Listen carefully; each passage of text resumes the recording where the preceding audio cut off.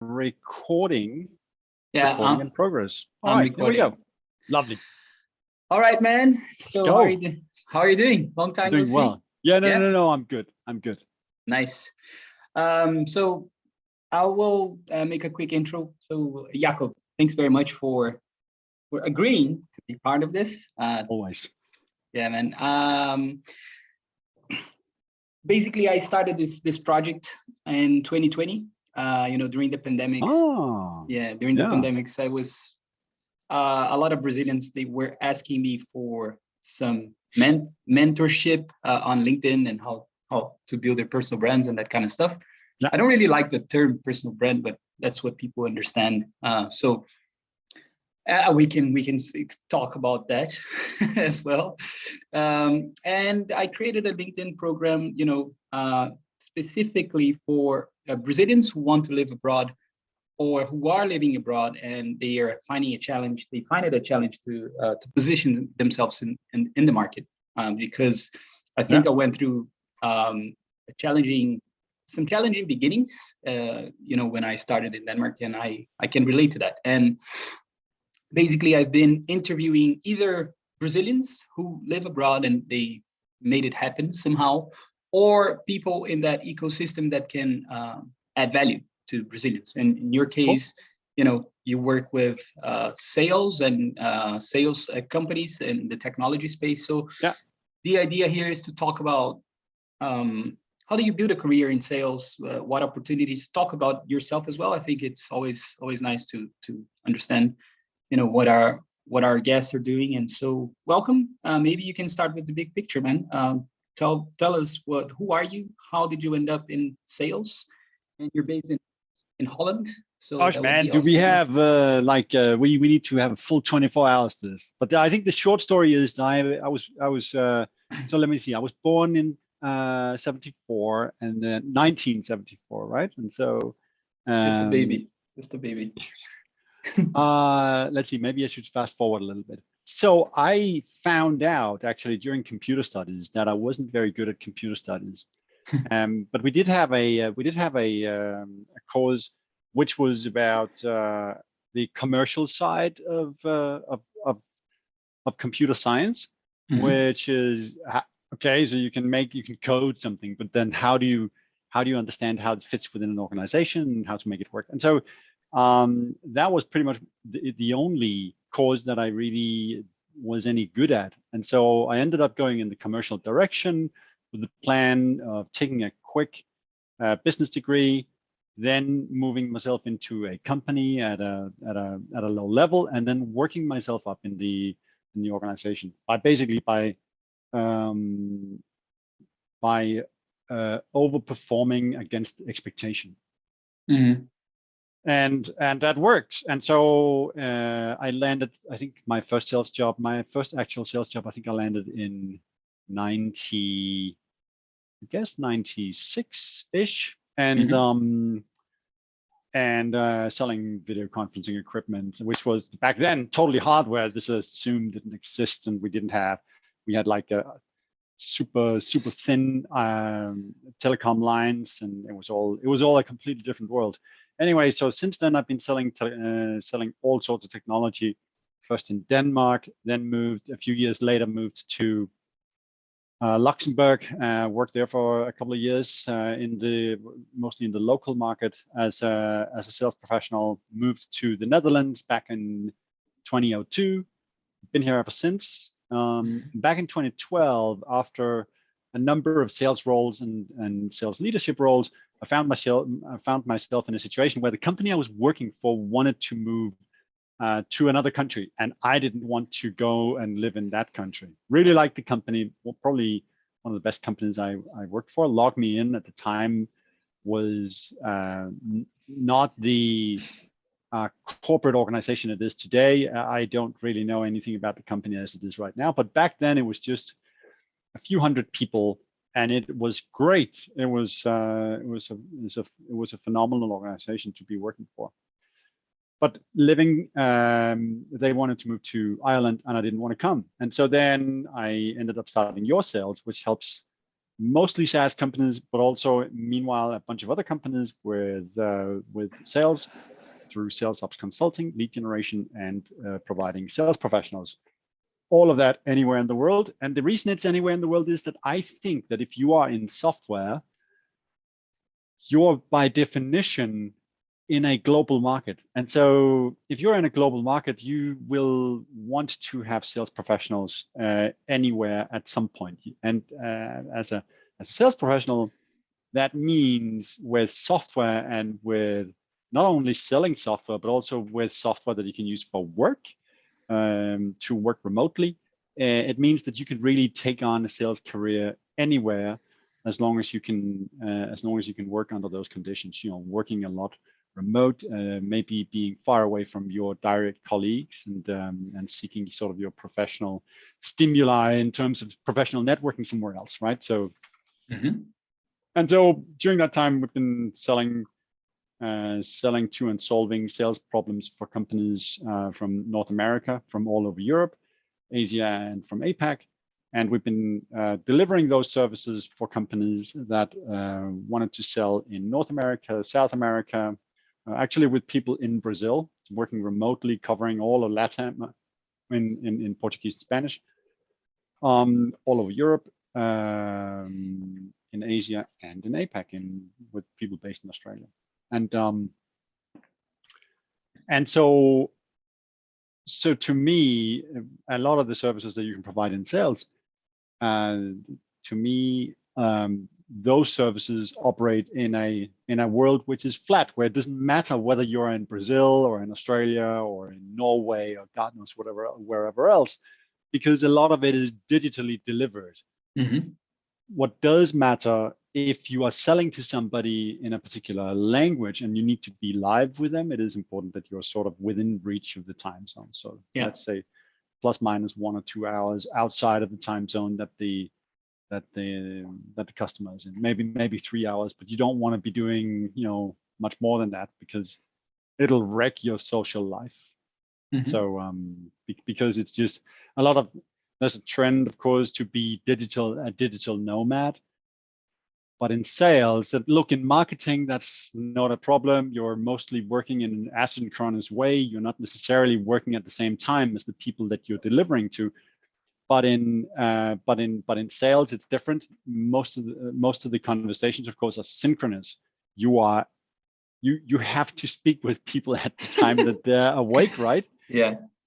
And so you need to be, you basically need to work the customer's time zone. And so I tried it, right? Having people in the Philippines selling into Europe doesn't work.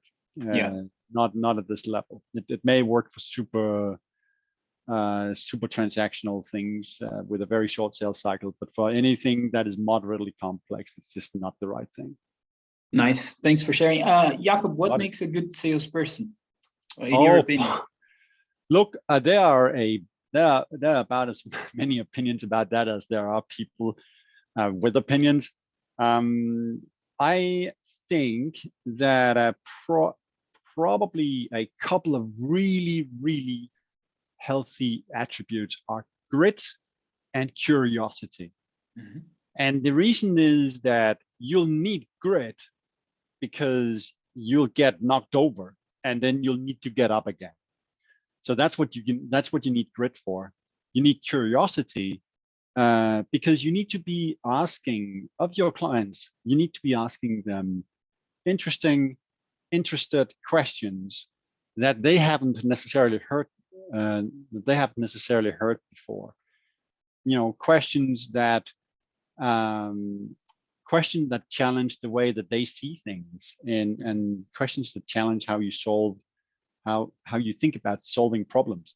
If you don't have curiosity, then you'll take a sales script and then you'll start to rattle off your sales script and you'll ask some of the baked in questions. But if the customers deliver anything that is even marginally outside what you are instructed to ask, you'll be done. You won't have anything to come back with. And so you need to be able to, first of all, make those kinds of stories your own, but then also as you gain experience with how problems can be solved, you need to be able to you need to be curious about what customers and what companies are planning. Also, as a sales professional, you are in the business of helping people make better decisions for themselves. So you need to know everything there is to know about what they're planning, because otherwise you just cannot help. You need to know everything that's relevant for what you're doing and for the decision that they're about to make, because otherwise your advice will not be as good as it could be.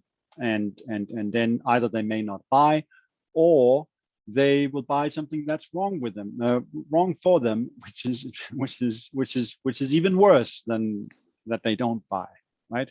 You don't want to saddle someone with just something that they shouldn't have bought, right? That's gonna go against your name, and it's the wrong thing. Yeah, it's not professional. Yeah, I agree very much. I think where I see sales going these days, it's I think more customer service people should become. I mean, I actually think CS should be working in sales for the most part, because they understand a lot of the issues that happen in an organization. So because they understand it so well, I'm not saying that they necessarily have the skill to make up a conversation and to answer the questions like very fluidly, but they see things firsthand, you know, like, and for example, complex sales. I've been working a lot with e-commerce platforms, and it's really hard when you have to sell an e-commerce platform. Is so complex because you have so many touch points and you know, and possibilities. It could be someone who's has a challenge with their stock, someone, it's, you know, it's complex. And yeah, what do you see the transformation in sales? Maybe that's my next question, that is happening today with the advent. We're going to talk about a little bit about LinkedIn and the role of networking as well, because you're a big networker. You know, how do you see the transformation of sales these days? Can you keep, you know, giving your answer on, maybe it's just continuing what you're saying on the role of a salesperson? So first of all, I think anybody who is in sales or anybody who is in a commercial role has as their responsibility to help their customers make better decisions through either, and that can be through either changing the use of something they already bought, or do better adoption, or by choosing to start to buy a particular kind of solution. But so which means also from my perspective, customer success is very much a commercial role. I think, in fact, also in software as a service, it grew out of, it was an evolution of what the account manager was. The account manager was really, and is really, the individual who is taking care of customers after they have bought, and the customer service customer success manager is should we say, more technically competent version of that. But you shouldn't forget, I mean, meet customers companies all the time. I have a client right now who has that specific arrangement, that the customer success folks are responsible for things like upsell, cross-sell, and for renewals and better adoption of the software, and so on and so forth. So they are very much they're very much commercial, and they have very much the same sort of responsibilities from a commercial perspective as account managers always used to have. So to me, they are very much in sales. I think the evolution in sales is it's interesting, right? Because we see that there's now this opinion that you should increasingly not pitch to your customers, and you should try to keep your customers' interests front and center. To me, that's how I've been selling for the past 25 years. So to me, it's not really particularly new, but it is interesting that what is probably thought-provoking is that it was necessary to have that become a trend for people to start to widely adopt it, which is odd, right? I actually think that a lot of sales professionals have adopted that kind of mindset long ago, knowing full well that, especially in complex sales, if I don't have the relationships, if I don't have a relationship with my decision-making unit, with the people that are in the room making decisions about how to solve this particular problem, then I won't have that trust. If I don't have that trust, they won't be listening to what I say. If I don't listen to what I say, we won't be able to help them, because they'll be picking somebody who they will be listening to, right? Mm-hmm. And so I really think that this is a logic in complex sales that has been there for a very long time. I do think that is probably a very healthy rebrand, because salespeople have been suffering a little bit under, have been suffering from, should we say, erroneous branding, right? The number of salespeople that I've sold, that I've spoken with over the years, who say, "Yeah, I'm not a salesperson who can sell just anything to anyone. I can't sell, sand in Sahara." Mm-hmm. Is amazing. It's interesting how salespeople try to run away from this. How salespeople themselves try to position themselves as not being too much cowboys, and that is a problem when the people who themselves are in the industry think that people in the industry are like that. Then there's something wrong. So the overwhelming evidence suggests that salespeople are some of the people in the world who are most happy to help other people, who are most driven by and motivated by helping other people succeed, because that's what they devote their life to talking about, right? How to help people make decisions that are going to be better for themselves is every single day of a sales professional's life. So where some people might say that salespeople are, ego-driven, money-motivated ultras, I would say that they're probably the precise opposite. Yes, they do get paid well, and that is true. That is, they get paid well, and sometimes they may be getting paid too well. But at the end of the day, nothing happens until somebody sells something, right? Nothing happens with the product that they're selling. No companies grow without someone selling something. And without someone selling something, no company is making a decision to start using a tool or a product or a service that they hadn't thought about using before that salesman came, or salesman or saleswoman came along. I think that if we are ever going to sort of dig ourselves out from under all of the trouble we have called upon ourselves with climate change, then it is because some salesman has sold to us that we should get our act together and do something about it. Mm-hmm. Very, very cool. Jakob, you said something very interesting about, let's talk a little bit about culture, because you have said that in complex sales, and I agree, and I've even had my own, let's use the word fuck ups, because you know well, and you even gave me a nudge last year, was quite funny. Oh yeah. It was a good comeback. I made a post about that, so we talk about this soon. But relationships, and I think you've been talking about relationships, and I mean, I think there's something there, because you're European, man, and I'm just gonna make a very general statement. As a Danish person and European, you're not American. You're not. True. It's different. It's a different culture. It's different way of.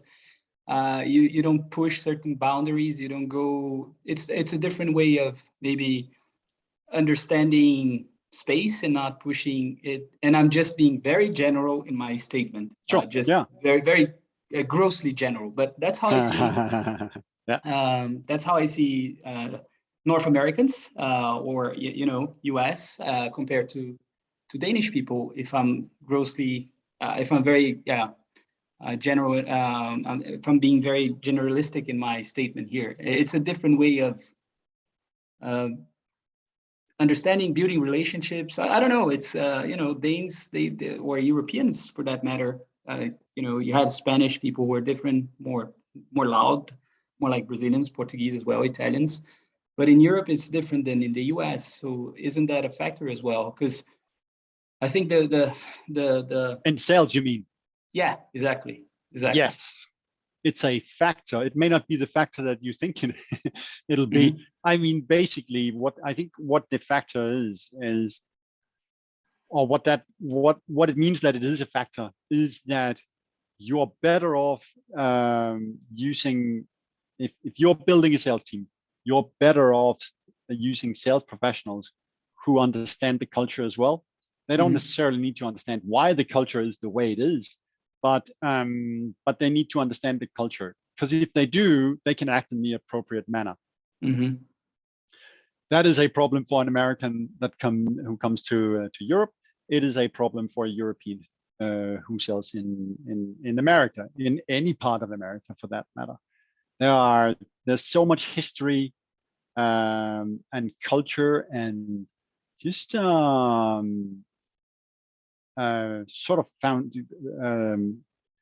how should I say that, the foundations of societies in especially the US, and so this is what I mostly see, right, especially between the US and in Europe, there are foundational elements that are significantly different, and they govern how people drive relationships and how much relationship is required to offer your opinion, right? Where in Europe it is more and it takes longer than in the US.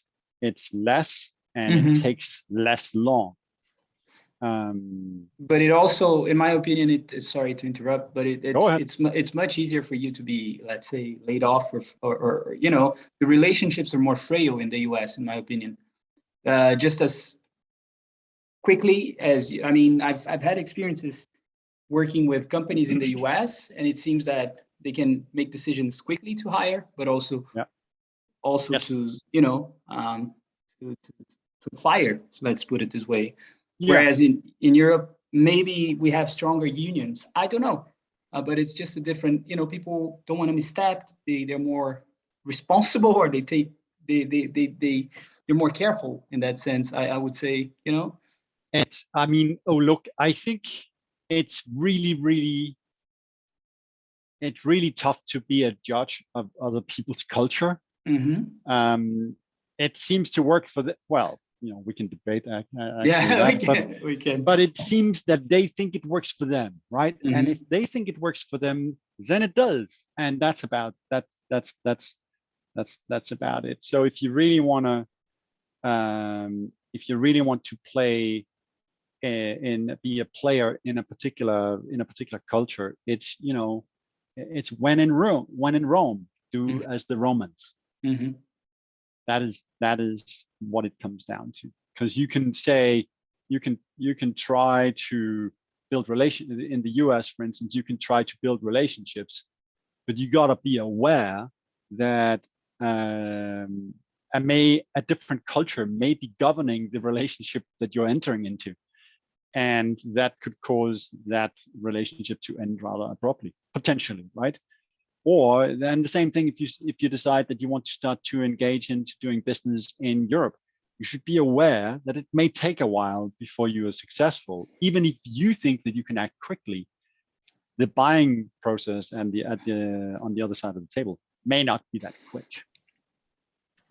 I love that. So with that said, what's your views on building relationships, and how do you do that, especially in a world where content has become so important?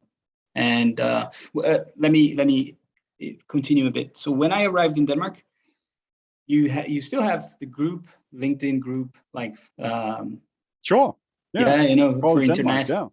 And it was amazing because you were and I always say that you were the first guy who picked the phone, actually invited me for a phone conversation and say, hey man, you were very human in that sense, and had that touch to say, maybe he doesn't know what he's doing. He wants to share his content here on LinkedIn.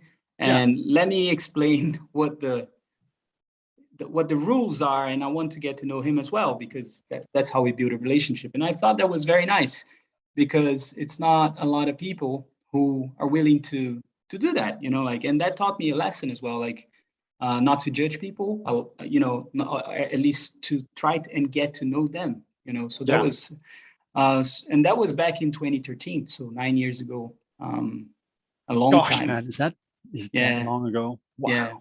Yeah. Look, I think that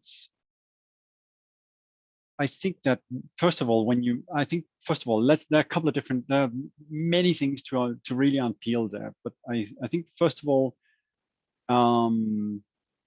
when people create content and you engage with that content, you have to engage with that with value, I think, and I also think that you gotta engage with that content in a not necessarily professional manner, but just as a decent human being, right? Because that is just so much going on, especially online, in terms of use of language, which is outrageous. I mean, it's just where you sit there and you look at it and you go, we're doomed. We're all doomed. If this is the pinnacle of human civilization, we are in big trouble. Yeah. And so I think that that people need to stay away from sort of naming and shaming. There was actually a really good line. I'm not sure how I came by it. Either from some book or from just some of the managers and some of the leaders I've been working with, or just people I've been working with. And it was praise in public, criticize in private, right? And so I think that if you really have criticism of people's behavior, then take it offline, right? And don't offline in the sense, take it live, one-on-one with them, so that it doesn't get, you don't publish about that. You don't shame people publicly. What is, it's just a terrible thing to do, right? But yet it happens all the time. So that's about engaging with content. The other part is when you create content yourself, again, you have to focus on what other people get out of it. And this is why I think, for instance, I think that salespeople are, even if it, so let me see here. I think that salespeople, when it comes to sales collateral, they should take their hands off of it. They should just keep their little editing hands off of PowerPoints and slide decks and all of that good, brochures, all of that stuff. Just don't touch it. You don't know anything. They don't know anything about how the branding works and a brand identity and the right user colors and positions and whatnot. They have no idea. So they should not work on it. Their job is to speak with people and help them make a decision. And so they should focus on that. That said, though, when we transition into sort of LinkedIn land and salespeople put content on their LinkedIn feeds, they should not be using any of the marketing materials that are given to them. And they should, most of the time, probably reject marketing's asks to have them share whatever product is new or whatever slogan is great this week on their LinkedIn profiles, because it's going to be very interesting to their audience. And so what they should do instead is they should try to think about, who is my audience? Who is it that I'm writing for today? What kinds of challenges are they struggling with and working on? And what do I have that I can offer them in terms of insights that they can use to get that problem solved? And then write about that. Right? And, write about it in regular human language. Don't use all these little don't use 3-letter acronyms. Don't use slang. You don't use industry lingo. Don't use words that where the feeling that people will get from you using those words is going to be, oh, that sounds like a sales pitch. Don't say, I hear it all the time these days. It's almost as if everybody is in digital transformation, right? Yeah. Don't say digital transformation. Don't say we work with all these great companies, or don't say we provide these kinds of services. Just do not. It's not about that. It's about what's the problem that you're interested in solving, and then write about the problem, not the solution. Right? Not that you can solve it anyway. You can write about the solutions, right? And say, all right, you can solve that in this way and this way and this way. You can provide tips and resources and tools and links and gossip and trends and all the news, all that kind of stuff. But you do not sell, right? I didn't, you didn't, nobody joined LinkedIn to be sold to, right? Not a single soul in the world joined LinkedIn to be sold to. So just don't do it, right? And that goes for content, and it especially goes for direct messages. I agree very much. I learned a bunch throughout these years in Denmark. I tell you that. So it's been a great journey. Jakob, I would like you to tell us a little bit about the opportunities that you see in the world of sales and technology. What do you have today? What are companies asking? As you have that all the time, Look, right now at this point in time, there are more open positions than there are people available to fill them, and that goes for sales as well. And sales, if you are a sales professional who is in command of languages that are, you got to be competent at the core of your trade. So you got to be or become a competent sales professional. But if in addition you speak languages, then demand for you just skyrockets, because again, companies understand that in order to be able to sell to, say, the Portuguese or the Brazilian markets, or anywhere in Latin America, you need to be able to command Portuguese and Spanish variations of it, right? And you need to be able to reach out to those those decision makers and influencers and sponsors and whatnot. And if you can be that individual for those companies, then that is worth a lot. Can you be specific in terms of? No, it's difficult because it depends on where you are in the world. Where you are in the world sets the price for. Look, everybody who is that would be everybody. Everybody who is in a country, which would be everybody, are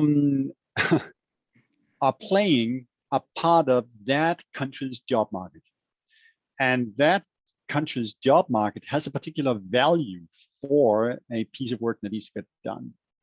And if you're in that job market and you're selling your services, which you really are when you're becoming an employee, and also especially if you're becoming an external freelancer, for instance, then you are putting a price on getting that job done. And if you're selling yourself to a firm that is not in your country, potentially you can set the price a little higher, because them getting you on board is a real chance for them to get a job done that they clearly can't fix on their own. But it really depends on the job market in your country at any given time. Where is the price, generally speaking, for the kind of role that you're applying for? What are the results that you can squeeze out of that? And you can try to see if you can judge it by looking at. I mean, I guess you could crunch the numbers once you get further into conversation with a company that wants to get revenue going in a particular country, and say, all right, so they want me to reach this number, right? This is the target that they have in mind for me. And then you can start to ask questions of them as well. Okay, so what's the relationship that you have? They always have sort of key performance indicators or key numbers that they need to meet and they want to try to achieve. So rules of thumb, kinds of numbers. And one of the things that often software as a service companies do is that they look at the relationship between client acquisition cost and lifetime value. And you can ask them what the relationship is in their particular case, what they're sort of striving for, where they're at. And then you can have a look at where they are going to, and which number, and you can ask about as well, which numbers are included in the client acquisition cost calculation. The sales professional's compensation is absolutely going to be part of that calculation. And so you can start to make, you can start to figure out what is the number that you can ask for and still meet their target for client acquisition cost to lifetime value. But it requires that the sales professional is willing to ask those kinds of questions and is prepared to show that that they understand that these are numbers that are important for the company. Because they are. Even if the sales manager doesn't know, there's a sales director or a head of sales or a CXO of sorts for who this is very important, right? They need to make sure that they hit the relationship between client acquisition cost and LTV at some point, LTV being lifetime value. Because if they don't, then the way that they scale is going to be in jeopardy. Right? Because if they can't, if the relationship between those two, of course, is 1-to-1, we make exactly the same amount of money for these as we pay out internally in terms of client acquisition costs. Then why bring them on in the first place? When then something is wrong. The price is off, or the compensation for salespeople is off, right? Either the price is too low or the salespeople get paid too much.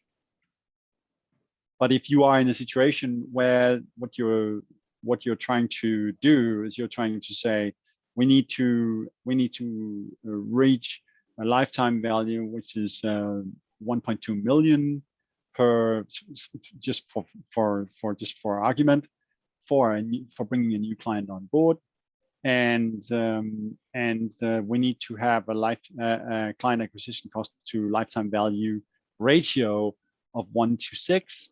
Then you know what the client acquisition cost can be, right? You know that it is okay if it costs 200,000 to bring in that client, because that is the benchmark that they have told you they have. And salespeople need to be able to, when they are in conversation with companies about potentially becoming part of the organization, they should be willing to ask those kinds of questions.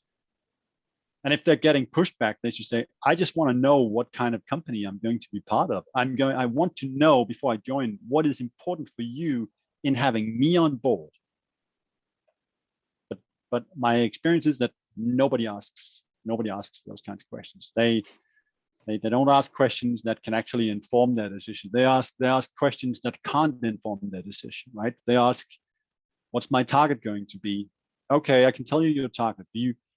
You still have no idea about whether that's going to be hard or difficult, hard and difficult to meet, or really easy. You don't know, because you have no idea about the current funnel, all of these. You don't know about the average sales cost. You don't know about the sales cycle length. How is that sales cycle length going to be for you? And so instead, ask questions that matter. I'm learning a lot, and I think people don't ask those questions because they don't know us also. Like, I didn't know a bunch of stuff. Like, you just gave us a masterclass here, to be honest, in my opinion. I think that's a slight exaggeration. But I think basically what people should do is if you are applying to a company in a particular industry, then you should learn the key numbers for that industry. And if that industry is software as a service, then you should learn and understand the key numbers for a software as a service company. You should learn about client acquisition cost, lifetime value, monthly recurring revenue, annual recurring revenue, and so on and so forth, renewal rates, the impact of churn, and so on and so forth. Perfect. Just two more questions, Jakob. We're on Sure. 41 minutes. So the first one is like, when we think about relationships, right? Do you believe that in sales, like a salesperson will be more valuable if they have built a career in a specific market / niche, and they've built relationships throughout, ages, or can they transition and be just as valuable because they're good at the craft of sales, and they can. I think those are two different questions. And they are different because one relates to whether you know people who will buy, and the other one is about whether you understand the industry. So let's take them one by one. If you start working for a company, then some of the things what you would want as a company is you want to have somebody who understands the industry that is being sold from, has probably sold that type of technology or that type of product or service in the past, because then they can relate to the kinds of challenge. And also preferably know the industry of the customers that are being sold to. And the reasons are that then you understand the challenges of the industry that you're selling to, and you understand some of the bits and pieces of the products or services that you're selling. So if you can combine those two, you can really start to say you can have super valuable conversations with a potential customer or a current customer about how they go about solving particular things, because based on your experience with the challenges in that industry, you can start to ask questions like, so how do you go about solving problem XYZ, which based on the experience will exist in their company, very likely, because they're in an industry where that problem exists everywhere, right? So industry experience, both in terms of who you're selling to and what you're selling, is very valuable. Now, whether you know a lot of people, I think, is a lot less valuable, because I think it is if you start as a new sales professional in a company, then you can use the people that you know. You can use them to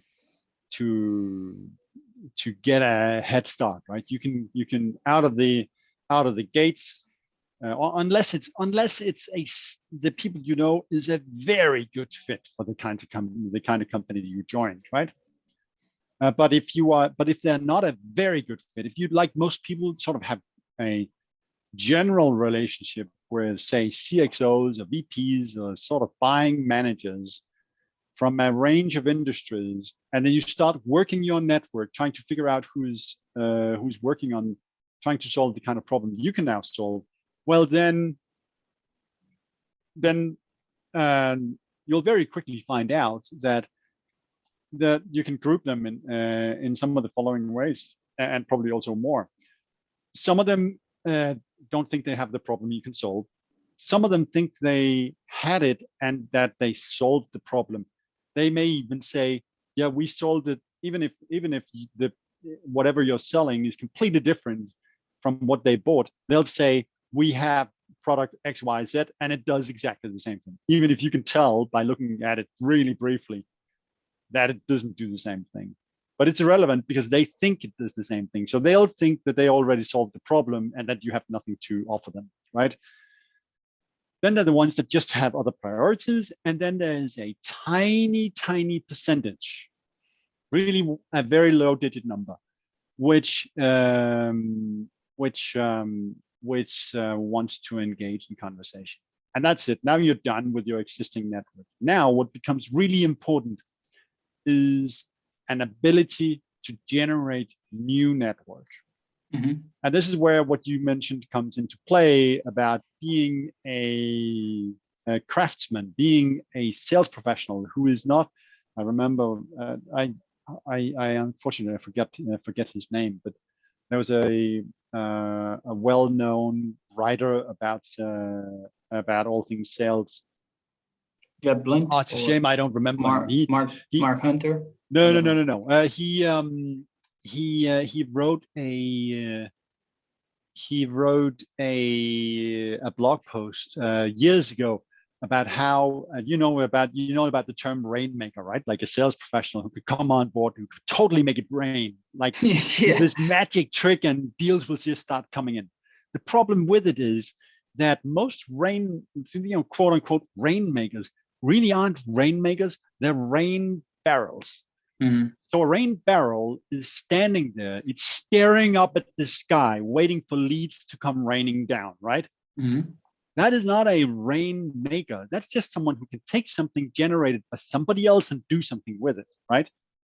So it's rain barrels. And I think that sales professionals, especially the ones that come on board in small companies, they need to forget about being like that.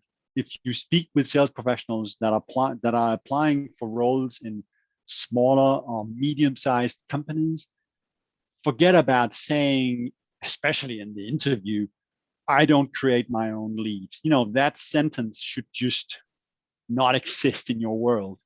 It should be, I create my own leads, and here's how. Feel free to create additional ones, but I create my own. That's what the response should be. And they should have a system, a method for how they do it. And right now, I think a significant part of how that's done is using LinkedIn. You can also use email, also a very good way to scale. And because for these sales professionals, what's going to be incredibly important is that they don't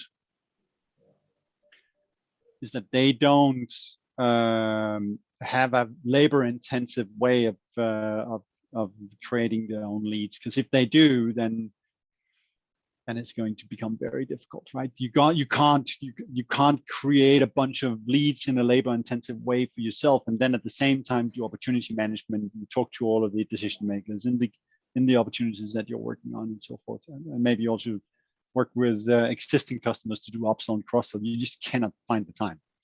Mm-hmm. So it's important that you pick technologies that scale for you, things like email or LinkedIn, and can build your relationships, position yourself as an authority over time with those people, so they'll actually want to hear what you have to say about something. Awesome. Thank you. My last question: how do you then build relationships? What are the maybe your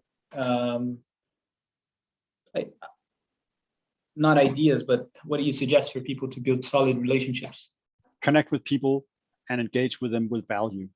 That's the entire recipe. That's it. That is it. Connect with people and engage with them with value.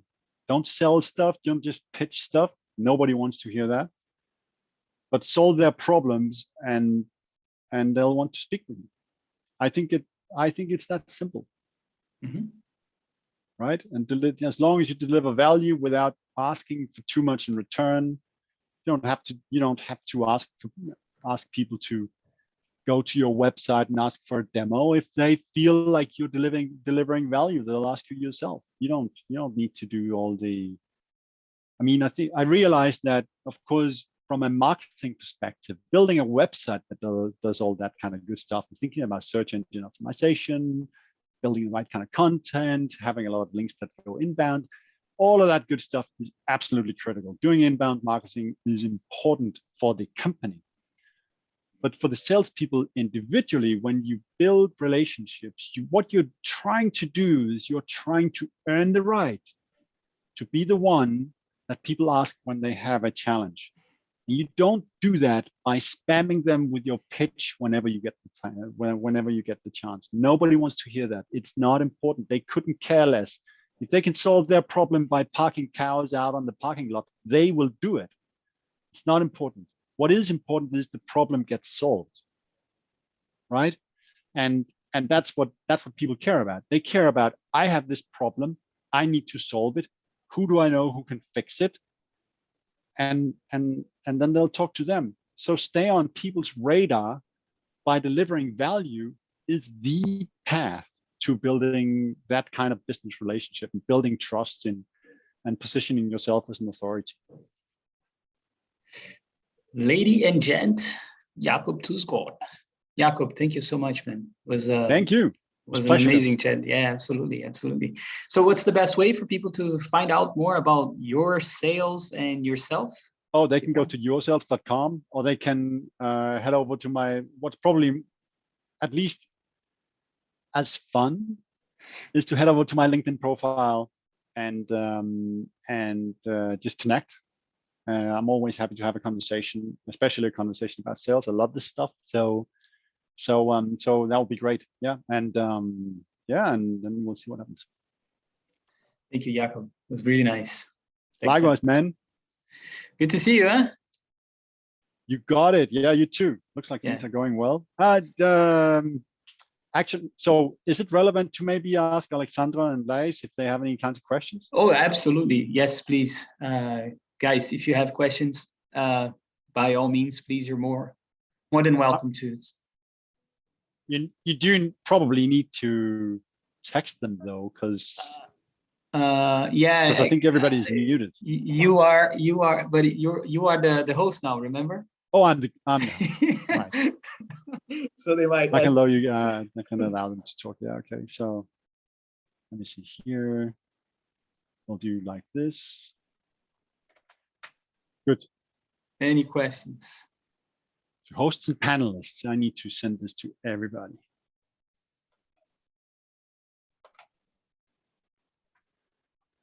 Good. But otherwise, if there's not, then maybe there are later, and people are always free to reach out. I'm always happy to help. Yeah. Sure thing. Carlos, Jakob, thanks a lot. Alexandre, really appreciate it. All right, Alexandre. Got it. Yeah. One question maybe. Are you speaking from Brazil?